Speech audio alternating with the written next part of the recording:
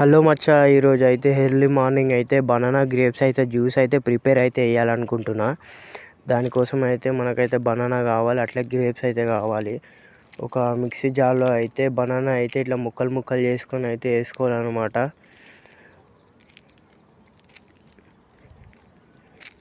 తర్వాత అయితే అట్లా గ్రేప్స్ ఇట్లా కొన్ని వేసుకోవాలి. గ్రేప్స్ వేసుకున్న తర్వాత అయితే కొద్దిగా షుగర్ అనేది అయితే యాడ్ చేయాలి. ఎందుకంటే తీపి రావడానికి అయితే కొద్దిగా షుగర్ అయితే యాడ్ చేయాలన్నమాట. ఇప్పుడైతే యాడ్ చేసినాం మనమైతే.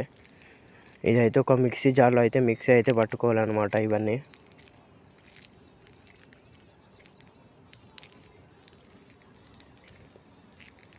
మిక్సీ పట్టుకోగానే ఇవైతే ఒక గ్లాస్లో తీసుకొని అయితే తాగాలన్నమాట.